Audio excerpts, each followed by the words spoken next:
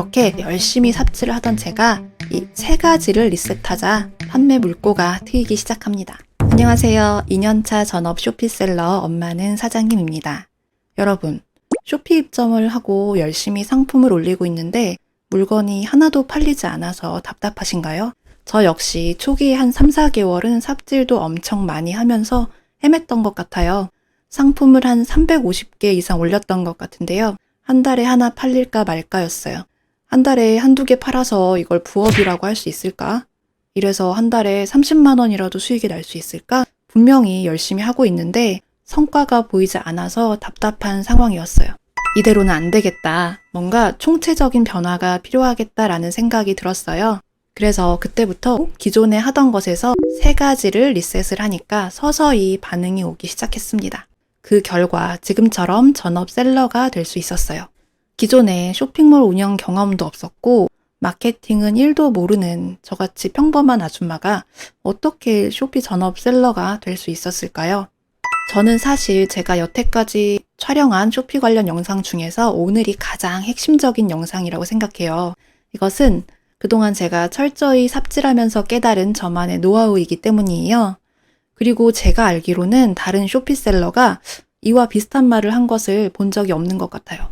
그래서 지금부터 제가 알려드리는 이 3가지만 기억하신다면 여러분도 분명히 쇼피에서 꾸준히 판매하는 셀러로 성장하실 수 있을 거라고 생각해요.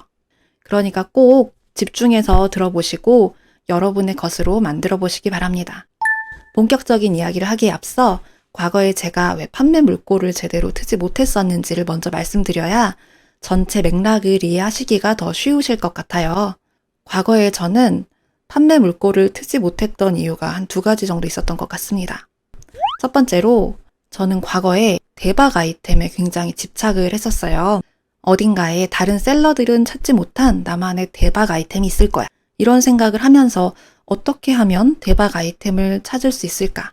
이것에 집착하기 시작했고 그렇게 대박 아이템을 찾기 위한 기약 없는 여정이 시작되었습니다.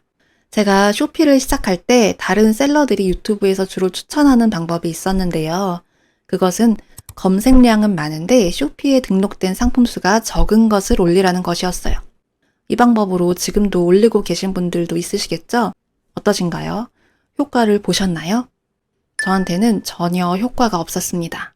왜냐하면 검색량이 많은 상품은 대부분 이미 판매 중인 셀러가 있었고 검색량보다 상품 수가 적은 상품이라고 해서 올리면 상대적으로 상품 수가 검색량이 많은 것이지 막상 쇼피에서 실제로 인기 있는 상품은 아니었거든요. 이렇게 대박 아이템만 서치하다 보니까 검색에 많은 시간과 에너지만 소요하고 막상 등록한 노력 대비해서 성과가 없어서 더 지치기만 했었습니다. 그때 깨달았어요. 저와 같은 초보 셀러에게는 대박 아이템을 찾는 행운이 처음부터 주어지지 않는다는 것을요. 이미 자신의 샵을 어느 정도 키운 분들이 상품에 대한 안목이 커지면서 그 안에서 대박 아이템이 생기는 것이지 처음부터 초보 셀러가 대박 아이템을 찾는 것은 천운이 따르지 않는 이상 불가능한 것 같습니다. 따라서 초보 셀러는 먼저 대박 아이템을 찾겠다는 환상부터 버려야 해요. 2번째로 과거에 저는 꾸준히 많이 올리면 언젠간 팔리겠지라고 안일한 생각을 했었어요. 쇼피 초보 시절에 저는 참 다양한 삽질을 했는데요. 그중 하나는 내 샵을 쇼피 안에 작은 이마트로 만들자는 것이었습니다. 네, 지금 생각하면 참 황당한 생각인데요. 그때는 그게 가능할 것이라고 생각했어요. 그리고 이렇게 다양하게 많이 올리다 보면 언젠가는 하나는 팔리겠지라는 순진한 생각을 했어요. 그래서 뷰티, 생활용품, 식품 등 다양한 카테고리의 상품들을 무식하게 그저 열심히 등록을 했습니다. 그래서 효과가 있었을까요? 당연히 효과가 없었습니다. 상품을 350개 정도 올렸는데요. 정말 하나도 안 팔리더라고요.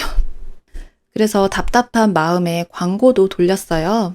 역시나 돈만 날리고 효과가 없었습니다.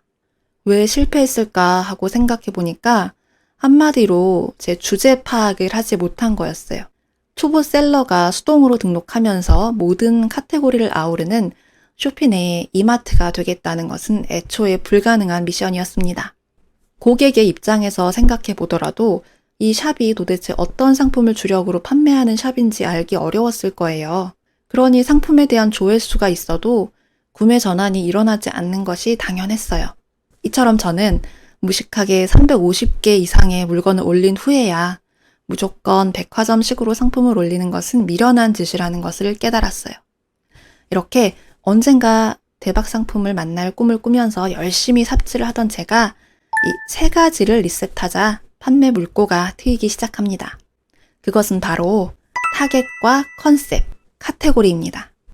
핵심은 내 샵을 무조건 이렇게 뾰족하게 만들어야 한다는 거예요. 무조건 뾰족하게. 네.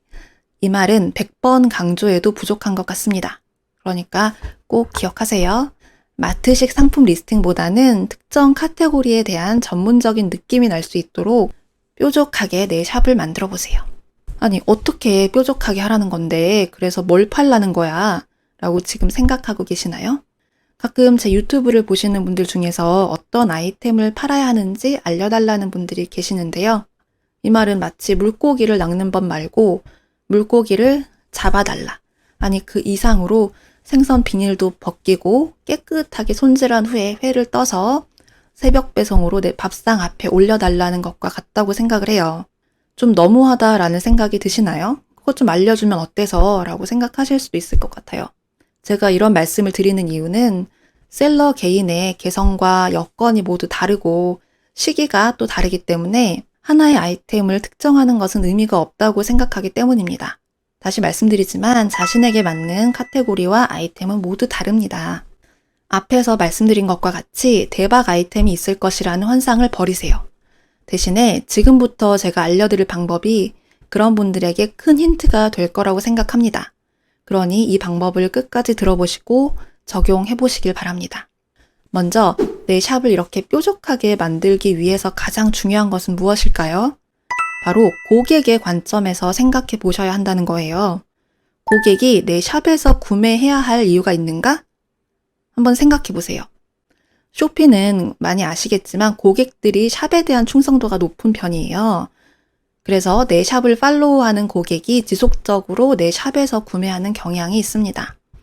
따라서 우리는 고객들이 내 샵을 팔로우하는 이유를 만들어줘야 돼요. 이것은 유튜브 채널을 구독하는 원리와도 유사한 것 같아요. 보통 어떤 영상을 보고 구독 버튼을 누르려면 시청자가 보기에 이 채널이 어떤 영상을 올리는 채널인지 그 채널의 성격을 명확하게 알 수 있어야 하고 또 이 채널은 내가 보고 싶은 영상을 꾸준히 올릴 것 같아 라는 기대감을 심어줄 수 있어야 하잖아요. 쇼피도 마찬가지입니다. 여러분, 제가 지금부터 2가지 질문을 드릴게요. 내 샵의 상태를 다음에 제시하는 2가지 질문을 통해서 스스로 진단해 보시기 바랍니다. 첫째, 고객이 내 샵에 들어왔을 때 어떤 물건을 파는 샵인지 한눈에 알 수 있나요? 둘째, 내 스토어가 앞으로도 계속 방문하고 싶은 기대감을 고객에게 주고 있나요? 아마도 이 2가지에 대해서 모두 네라고 바로 대답하실 수 있는 분은 드물 것 같아요. 바로 대답을 할 수 없는 분들은 특정 아이템에 집착해서 상품을 중구난방으로 올렸을 가능성이 커요. 계속 말씀드리지만 특정 아이템보다는 타깃과 콘셉트, 그리고 카테고리가 중요합니다. 타깃에 대한 팁을 드리자면 단순히 나이나 성별보다는 취향을 중심으로 타깃을 생각해 보세요. 타깃을 단순히 성별이나 연령으로 나누는 것보다는 강아지를 좋아하는 사람, 아이돌을 좋아하는 사람, 패션이나 뷰티에 관심이 있는 사람, 가전제품에 관심이 있는 사람 등으로 세분화하는 것이 좋아요. 예를 들어 타깃이 단순히 30대 여성인 것보다는 강아지를 좋아하는 30대 여성이 좀 더 명확한 타겟팅이라고 할 수 있겠죠? 이렇게 타깃이 정해지면 그들에게 판매할 수 있는 카테고리를 정할 수 있어요. 타깃과 그들이 좋아할 만한 카테고리를 선정한 후에는 그 카테고리에서 판매할 수 있는 아이템이 무엇인지 찾아보세요. 이때 반드시 내가 판매할 카테고리와 상품들에 대한 검증이 필요합니다. 그 상품들이 실제 쇼피에서 얼마나 잘 팔리고 있는지, 그 상품들을 누가 제일 잘 팔고 있는지 한번 찾아보세요. 참고로 국가별로 인기 있는 카테고리는 쇼피에서 제공하는 자료를 통해서도 정보를 얻으실 수 있습니다. 쇼피 사이트에서 직접 잘 팔리는 아이템을 찾아볼까요?